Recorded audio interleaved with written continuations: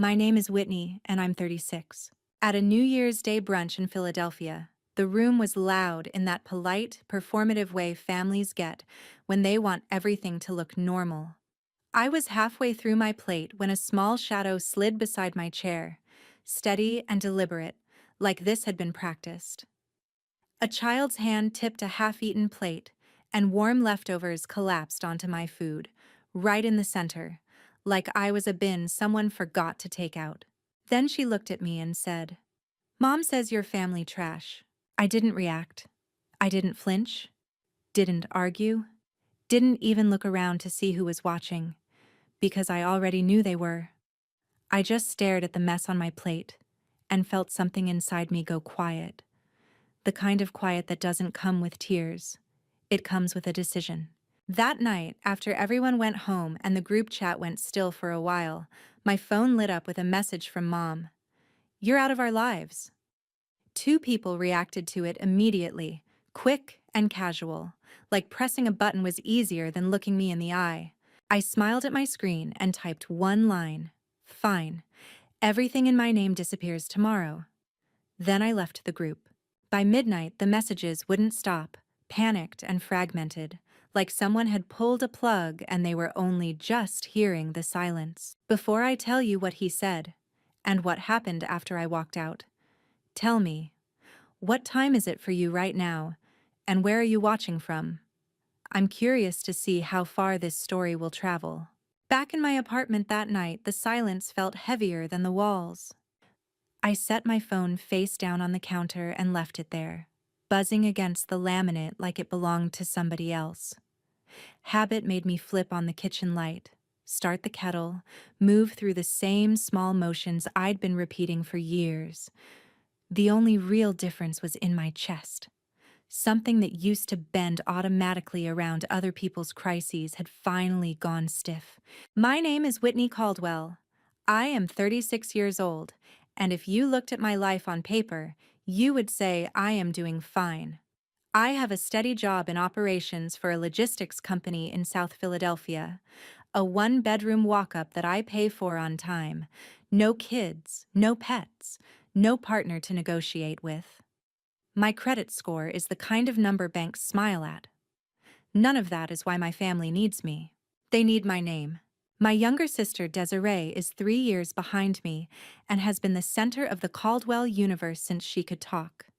My parents, Maureen and Philip, built their days around whatever she wanted even when we were children. Back then, it was dance lessons and new sneakers. Now it is a crossover she cannot afford, an image she cannot maintain, and a daughter of her own, Alana, who has been taught that the adults who pay for her life do not include me. For more than a decade, every time somebody in my family fell behind, the solution quietly routed through me. When my parents were months away from losing their row house to back taxes and a second mortgage they did not understand, I took out a personal loan large enough to clear the worst of it. The monthly payment still leaves my account on the same day every month, a four-figure sum drafted before I even see my paycheck. When Desiree wanted a newer car for Alana's safety, the dealership would not qualify her alone, so I signed as the primary on the lease. The payment withdraws from my account automatically. The registration, the higher insurance rate, and the tolls from her weekend trips to the shore all hit cards in my name. When Maureen's part-time job stopped offering benefits, I added her to the health plan at my company. The premium comes out of my paycheck, and the copays go on my card. When Philip's blood pressure prescription went up in price, I told the pharmacy to keep his card on file under mine so he would not stress about it. Even Alana's after-school program, the coding club Desiree brags about to her friends, is billed directly to me. The monthly fee looks small if you stare at it alone. It does not look small when you stack it next to the phone family plan, the internet that runs through my name, and the subscriptions everyone logs into from their living rooms while I eat leftovers over the sink. None of this was ever framed as a request. At first, it sounded like flattery. "You're so organized, Whit. You're good with money. We'd be lost without you." Those sentences were the wrapping paper. Inside them was the same assumption every time. I would fix it because that is what I do. Over time, there stopped being conversations at all. Bills simply migrated toward me. Notices got forwarded, logins changed hands, and somehow I ended up as the person whose name appeared on everything important while being treated like a guest at every family event. Desiree's emergencies were treated like natural disasters. My overtime and second jobs were treated like weather. I told myself this was what grown daughters did. You step in when your parents stumble. You carry your sister through rough patches until she catches up. You do not itemize every sacrifice or ask for applause. You just keep going, because the alternative feels like betrayal. Standing in my tiny kitchen with the kettle hissing and my phone vibrating on the counter, I realized I could list every amount I was paying for them, but could not remember the last time any of them asked what it was costing me. I know every due date and password linked to their comfort by heart.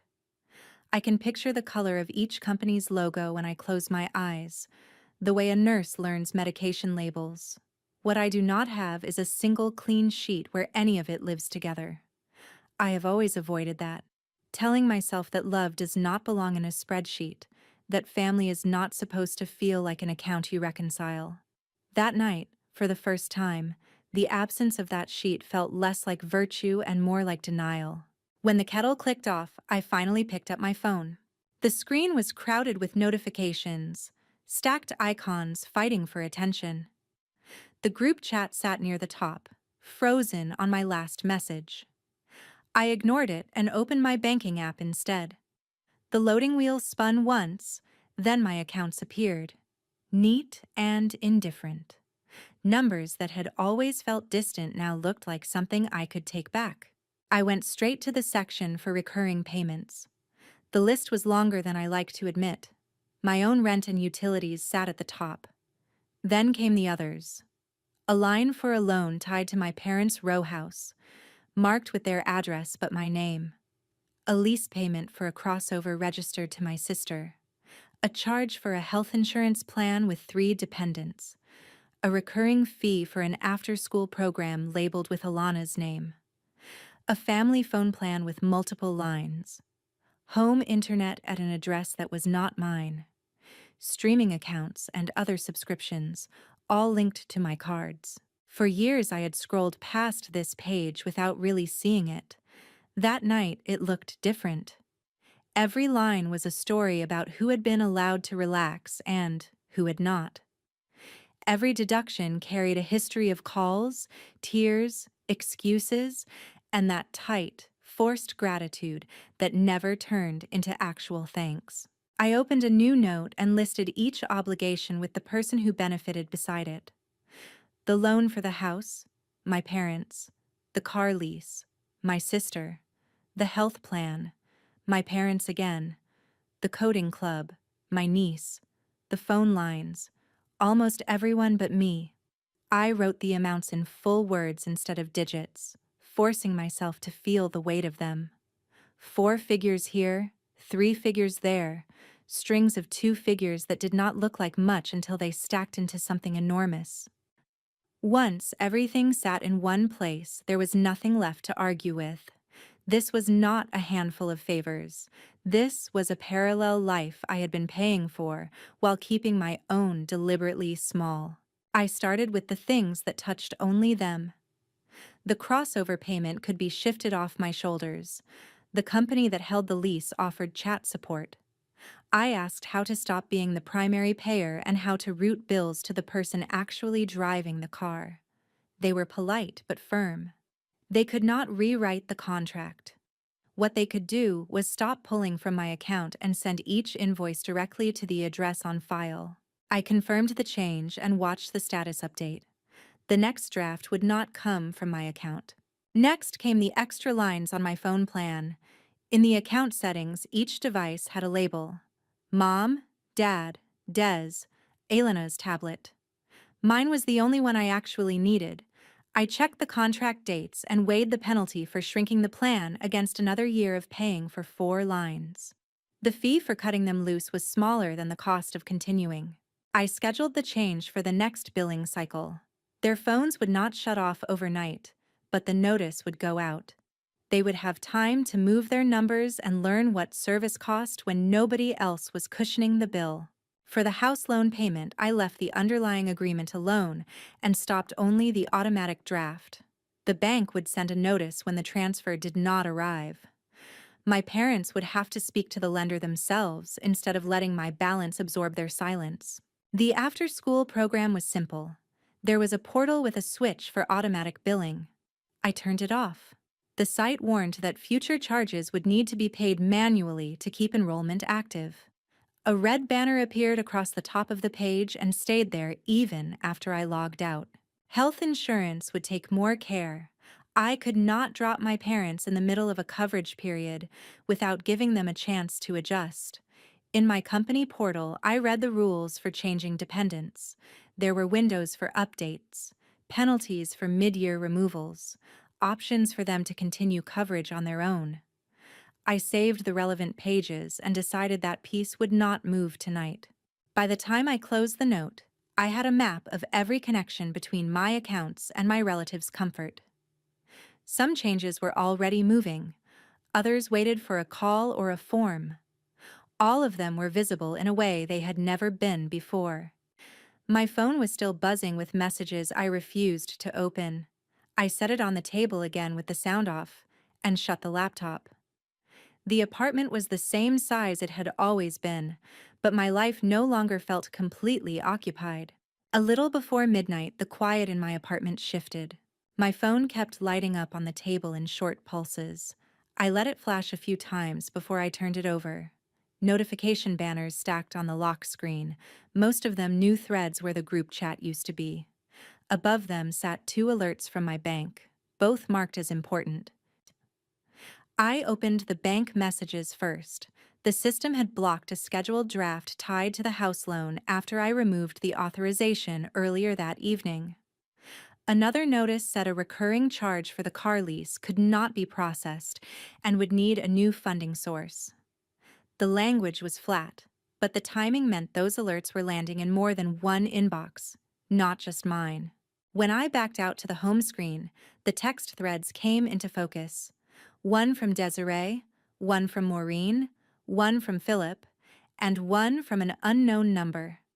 I opened my sister's first. Her messages stacked one after another.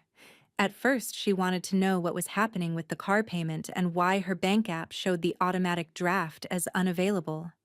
Then the tone shifted into accusation, insisting that I fix it now because I had signed for the lease, and because, as she wrote, my name was on everything. Every line carried the same assumption it always had. My job was to absorb consequences. I closed her thread without answering and tapped on Maureen's. Mom's messages were longer. She had forwarded the blocked house payment and added a paragraph about how close they were to losing the place last time. She called the row house our home and the only thing we had left, as if I had not been the one propping it up for years. Her final line said she knew I was upset, but reminded me that family does not walk away over one rude comment from a child. The unknown number turned out to be Philip. He had sent fewer texts, but each one felt heavier.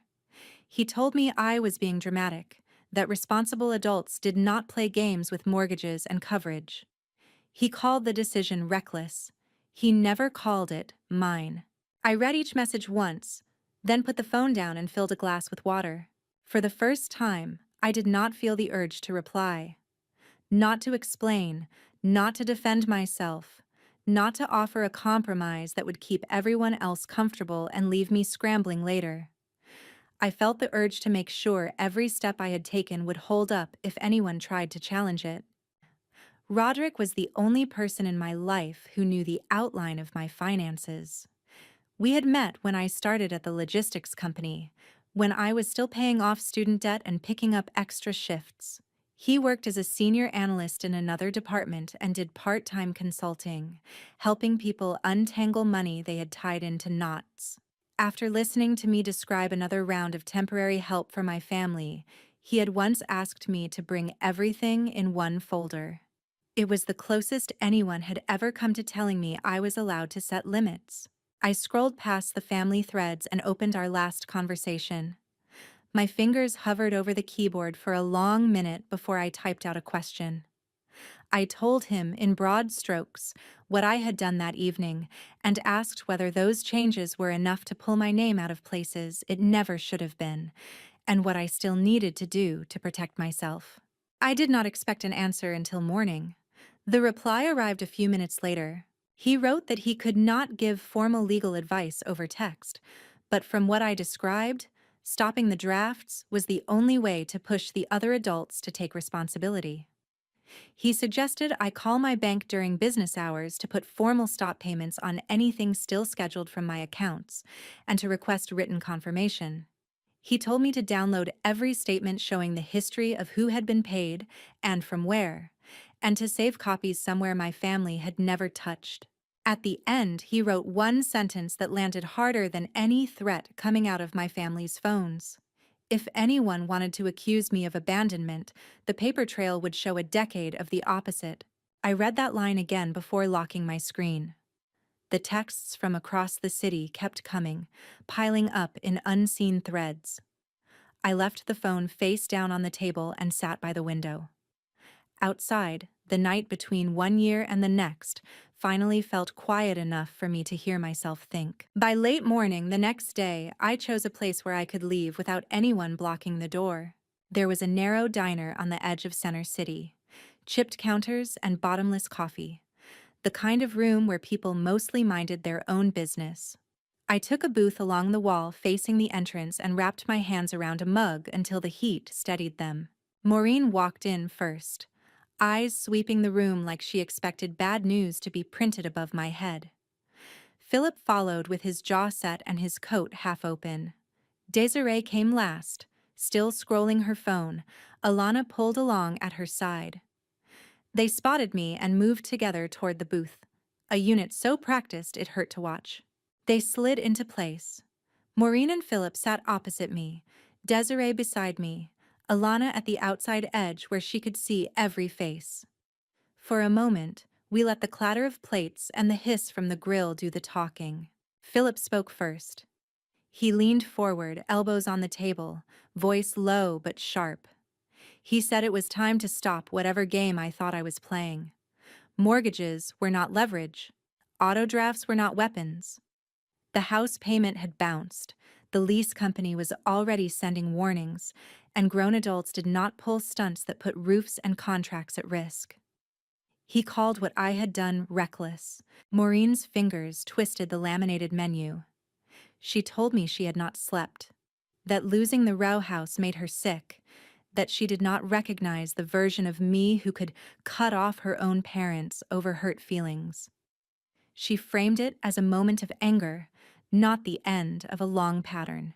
Desiree did not bother with restraint. She went straight for the car. She reminded me that the lease was in my name, that my signature sat on every page, that if payments stopped, collections would come for me first. She said she needed that vehicle for Alana, that she would not be seen dragging her child around in something old and unreliable. The message under every sentence was the same. My job was to absorb the damage. I let them talk. I counted my breaths, let each accusation land and slide away. When they finally paused, waiting for me to apologize or back down, I reached into my bag and set a thin folder on the table. I opened it toward them. The first sheet showed the loan history for their house, a stack of transfers drafted from my account over the past 10 years. Behind it sat lease statements for the crossover. Every payment marked successful until the one blocked after I changed the authorization. After that came summary pages from my health plan listing dependents and premiums, invoices from the after-school program, and phone bills for the family plan, each device labeled with a name. No one picked anything up. Maureen stared at the columns. Philip stared at the dates. Desiree stared only at the lease line where the most recent charge had failed. "This is what I have been doing," I said. "Not one favor. Not once in a while. For years." Philip's gaze moved slowly down the page. He asked why I had never told them the total, why I had kept them in the dark if it was so heavy. It was the first time he acknowledged that there was a total at all. Maureen's expression folded in on itself as she saw how far back the statements went. She began to say she would have helped if she had understood, then stopped as the words met the evidence in front of her. Desiree did not look away from the car statements. She said that if I cared about Alana, I would fix that line first and they could figure the rest out later. Her focus was exactly where it had always been, on the thing that made her look successful. Alana had been quiet, bent over a kid's menu with a stub of crayon. At the sound of her name, she glanced up, eyes moving from the folder to her mother, and then to me. "I thought you liked paying for stuff," she said, in the flat tone children use when they repeat a fact. "Mom says you always will, because you do not really have your own family." The air around the table changed. Desiree went still. Maureen's hand rose to her mouth. Philip looked at the girl like she had just read out a verdict. I kept my attention on Desiree. "Then that," I said, "is why the payment stopped." I closed the folder, slid it back into my bag, and stepped out of the booth. No one moved to follow as I walked past the counter and out into the winter light. 2 days after the diner, the first real answers arrived in other people's envelopes. Bank logos lined the corners of white paper. My parents' names appeared as borrowers, my sister's as customer, and my own on the line for the account that had been feeding their balances. The system was finally addressing them instead of treating me as the only adult in the room. The house loan notice was blunt. A scheduled draft had failed. A fee would be added if no transfer arrived during the grace window, and if the account slipped further, the lender would contact the borrowers to discuss options. I had seen that language years ago when I agreed to help. What changed was my willingness to let those sentences land where they belonged. My phone reacted before they did. Desiree's texts landed in a rush, long strings of accusations and demands. She wrote that I was trying to wreck her life over one bad moment, that she needed the car for Alana, that I had ruined everything with the loan, the plan, the club. Every solution in her mind looked the same. I would call, fix it, and apologize. Maureen's messages were slower but thicker. She talked about how close she and Philip had come to losing the row house, how she had finally slept when she thought the loan was stable, how she did not recognize the daughter who could watch her parents slide backward. Underneath all of it sat one belief: a good child would step back into the fire. Philip wrote the least. His messages were blunt, focused on duty and pride. Adults honored agreements. I had signed my name, so I was responsible. Backing out now was selfish. He did not mention that every signature had come after a disaster he and Maureen could not unwind alone. I refused to mirror their tone. When they said I was destroying their credit, I answered that I had spent more than a decade protecting it and that it was their turn to speak with their lenders. When they warned that collectors would come after me, I replied that I was keeping copies of every transfer, notice, and statement, enough to show anyone exactly who had been carrying whom. During business hours, I followed the list Roderick had helped me build. I called my bank and sat through holds and transfers until I reached someone who could put stop payments on drafts tied to family accounts. I requested written confirmation for each one and stored the files beside the statements already on my laptop. The stack of documents grew fast. Next, I contacted the lease company. I told the representative that while my name sat on the contract, the vehicle lived with my sister, and that future arrangements needed to run through her. They noted the account and repeated the remaining term. I wrote down the time, date, and their name, and slid that paper into the same folder. For the house loan, I informed the servicer that the account they had been drafting from would no longer be used. The person on the line calmly recited the consequences of missed payments, late charges, default, the potential for heavier action. I said I understood. For once, the next choice would not be made by me. Behind those major accounts Smaller threads started to pull loose as well. The after-school program sent a friendly reminder that Alana's tuition was overdue and that her spot in the coding club would be paused if the balance stayed open.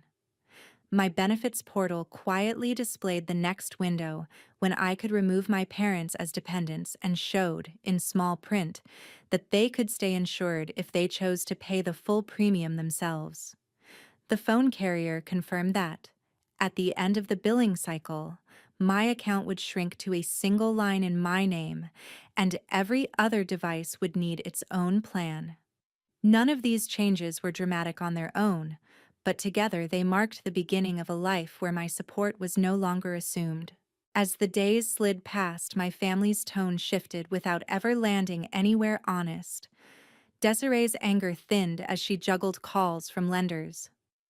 Maureen moved between begging for a little more time and promising again that she would someday pay me back.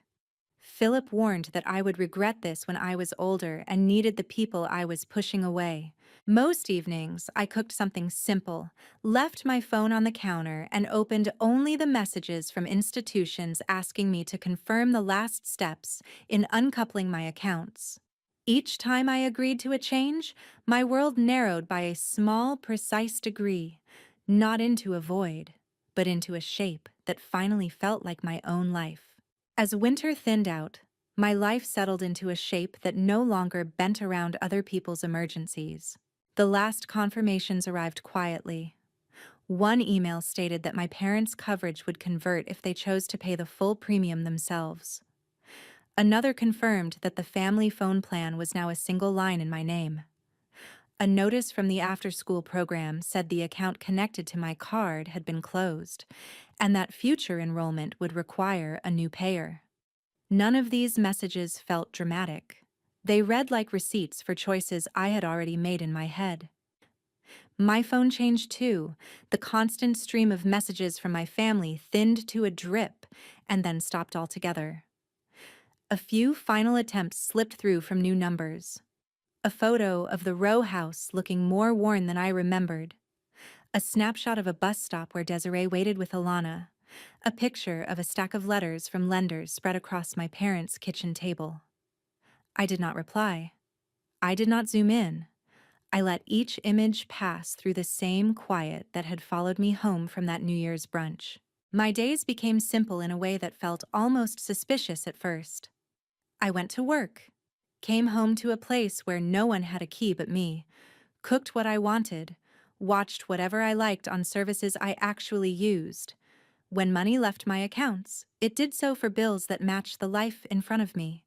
No one else's address appeared on my statements. No one else's name wrote on my credit. The folder I had shown in the diner lived in the bottom drawer of my desk now, paired with a backup drive holding the same records.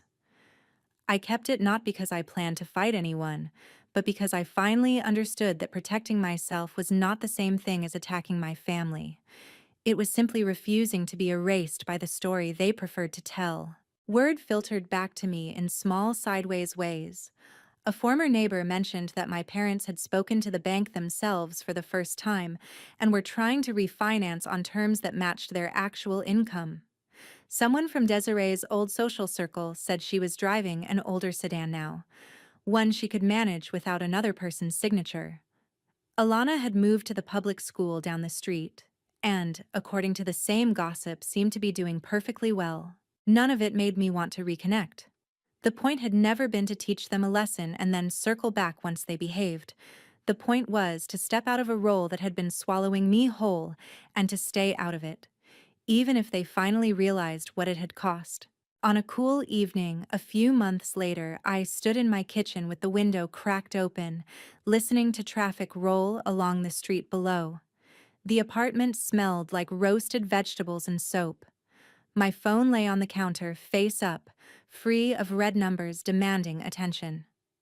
For the first time I could remember, I could describe my life without starting the sentence with someone else's name. I thought about Alana's voice at the diner, repeating what she had heard at home like it was a fact. I thought about every time I had told myself that being useful was the same as being loved, that carrying the weight in silence made me strong instead of invisible. I thought about how easy it had been for my own mother to type me out of the family with one message, convinced that I would still keep paying while standing outside the door. What I finally understood is this: money does not buy love, but the way people treat your sacrifices tells you exactly how they define family. If your worth only counts when you are solving problems, then you are not a relative to them. You are a resource. Walking away from that is not cruelty, it is clarity. If anyone watching this finds themselves in the same position I was in, carrying everyone else's life while they call you trash for it, I hope my story gives you permission to look at the numbers and the behavior side by side. Ask yourself who would still claim you if your name vanished from their paperwork. Then decide what being part of a family means to you, not just what it costs. Thank you for listening all the way through. If this made you stop and think about your own boundaries, share it with someone who might need the same push, and take a moment to be gentle with yourself tonight.